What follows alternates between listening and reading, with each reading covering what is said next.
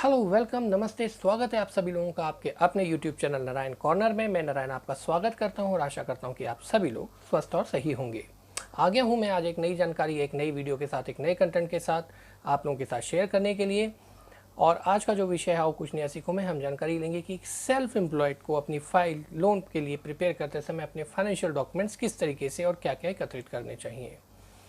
कोई भी self employed professional हो या नॉन प्रोफेशनल, जब वो लोन लेने जाता है तो अपने फाइनेंशियल डॉक्यूमेंट्स जो कि एक मेजर पार्ट है उसकी लोन की फाइल का, उसकी जानकारी होना बहुत ज़रूरी है। तो ज़्यादा समय ना लगाते हुए हम सीधे चलते हैं अपनी स्लाइड्स की ओर, जानते हैं, जानकारी लेते हैं कि किस तरीके से एक सेल्फ एम्प्लॉयड को अपने फाइल में फाइनेंशियल डॉक्यूमेंट प्रिपेयर करने चाहिए। तो जल्दी से स्लाइड को शुरू करते हैं। जैसा कि आप ऊपर देख ही रहे हैं, फाइनेंशियल डॉक्यूमेंट क्या होते हैं डिफरेंट टाइप ऑफ बोरोस में। आज हम देखेंगे सैलरीड के लिए हम लोग पहले चर्चा कर चुके हैं। आज हम देखेंगे कि एससीएनपी और एसईपी यानी सेल्फ एम्प्लॉयड नॉन प्रोफेशनल और सेल्फ एम्प्लॉयड प्रोफेशनल्स के लिए फाइनेंशियल डॉक्यूमेंट्स क्या होते हैं। सबसे पहले आता है हमारे पास यहाँ पे ITR with computation of income of last 3 years, यानी कि आपकी जो इनकम टैक्स रिटर्न है वो और कंप्यूटेशन ऑफ इनकम ये लास्ट 3 साल की चाहिए होती है। देखिए, कंप्यूटेशन ऑफ इनकम में जैसे कि मैं पहले भी बता चुका हूँ कि आपके पूरे टैक्स की गणना होती है कि वो किस तरीके से कहाँ से आपकी इनकम ऑफ सोर्सेज हैं, कहाँ से इनकम आई है और उस पर किस तरीके से टैक्स कैलकुलेट किया गया है। अलावा इसके जो आईटीआर होती है उसमें एक चीज ध्यान रखिएगा कि आईटीआर के नीचे जो आपके फाइलिंग आईटीआर का एक पेज होता है उसमें नीचे लिखा रहता है do not send this copy to CPC Bangalore. वो वाली कॉपी एक्नॉलेजमेंट पूरी तरीके से एक्सेप्टेबल नहीं होती, यानी कि आपकी आईटीआर अभी इनकम टैक्स डिपार्टमेंट में सबमिट है, वो पूरी तरीके से फाइनलाइज होकर एक्सेप्टेड स्क्रूटनी नहीं हुई है। आप वो वाली आईटीआर दीजिएगा जिसमें नीचे एक बारकोड बना रहता है और उसके साथ साथ आपके आईपी एड्रेस और बाकी सारी जानकारियां, date of filing, IP address और नीचे बारकोड के साथ वो एक्नॉलेजमेंट होती है। वही वाली आईटीआर आप कोशिश कीजिएगा देने की, क्योंकि जिस आईटीआर में नीचे सीपीसी टू बैंगलोर लिखा रहता है do not send this copy to CPC Bangalore, वो वाली आपकी एक्नॉलेजमेंट प्रॉपर नहीं होती है। वो सिर्फ एक छाया प्रतिलिपि, एक फोटो कॉपी है कि आपने इनकम टैक्स में ये अपने डॉक्यूमेंट सबमिट किए हैं। अलावा इसके बैलेंस शीट, अगर देखिए आपकी कंपनी या आपकी फर्म 20 लाख से ज़्यादा की टर्नओवर रखती है तो आपको balance sheet and profit and loss prepare करने होते हैं। अगर आपकी टर्नओवर 20 लाख से नीचे है तो आपको ये प्रिपेयर करने की जरूरत नहीं होती, क्योंकि 20 लाख से नीचे की टर्नओवर वाले जितने भी व्यवसाय हैं वो 44 एडी के अंतर्गत फाइल किए जा सकते हैं, जिसमें balance sheet and profit and loss account prepare करने की जरूरत नहीं होती है। प्रॉफिट एंड लॉस अकाउंट अगर बैलेंस शीट बनी है तो प्रॉफिट एंड लॉस अकाउंट आपको प्रिपेयर करना पड़ेगा, और ये दोनों चीज़ें आपके चार्टर्ड अकाउंटेंट से अटेस्टेड होनी चाहिए। इसके अलावा इनसे रिलेटेड यानी कि बैलेंस शीट से रिलेटेड जो भी आपके एनेक्चर्स हैं, शेड्यूल हैं, वो सारे आपको उसके साथ साथ रखने पड़ेंगे। जो बैलेंस शीट में लिखा रहता है बीच में शेड्यूल या एनेक्चर ABC, वो आपके बैलेंस शीट में लिखा रहता है, वो आपको देने पड़ेंगे।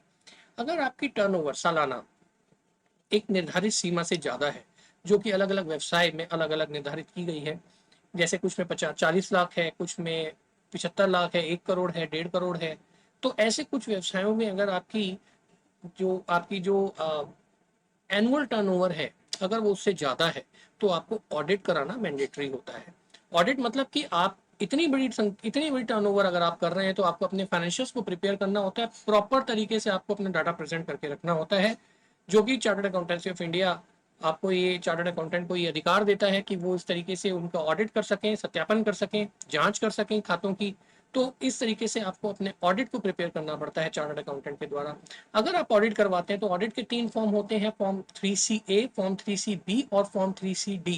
अलग अलग फॉर्म्स के अपना अलग अलग कंपनी के प्रकार में ये अलग अलग एप्लीकेबल होते हैं, तो वो मैं आपको किसी और वीडियो में जरूर इसकी जानकारी दूंगा। अलावा इसके जब ऑडिट होता है तो ऑडिट करने वाला CA अपनी एक ऑडिटर रिपोर्ट बनाता है, उसने किस पॉइंट्स पे किस परिवेश में ऑडिट किया है, उसके क्या क्या मेरिट्स थे, क्या क्या उसमें डिमेरिट्स आए, ये सारी चीजें वो प्रिपेयर करता है अपने ऑडिटर रिपोर्ट में। तो ये ऑडिटर रिपोर्ट भी मैंडेट पार्ट है। अलावा इसके list of director and share holding, देखिए जब भी आपकी प्राइवेट लिमिटेड या लिमिटेड कंपनी है तो उसमें डायरेक्टर्स ही होते हैं, अब उनके पास शेयर होल्डिंग भी होती है। बैंक या लेंडर्स ये कहते हैं कि जरूरी नहीं कि डायरेक्टर्स शेयर होल्डर्स हों और सभी शेयर होल्डर्स डायरेक्टर भी हों। तो इन दोनों के बीच का जो गैप है उसको जानने के लिए बैंक कहता है कि आप लिस्ट ऑफ डायरेक्टर्स और शेयर होल्डर्स की लिस्ट अपनी कंपनी के लेटर हेड पे या चार्टर्ड अकाउंटेंट अपने लेटर हेड पे प्रिपेयर करके हमें दे। ये सी अटेस्टेड प्रेफर की जाती है, क्योंकि वो एक तरीके से सत्यापन हो जाता है कि आपका चार्टर्ड अकाउंटेंट जो जानकारी दे रहा है वह सही है। इसके अलावा अगर आपकी प्राइवेट लिमिटेड कंपनी है तो आप एमओए या एओए भी फाइल करते हैं। एमओए और एओए यानी कि मेमोरेंडम ऑफ आर्टिकल और एसोसिएशन ऑफ आर्टिकल भी प्रिपेयर होते हैं कंपनी के केस में।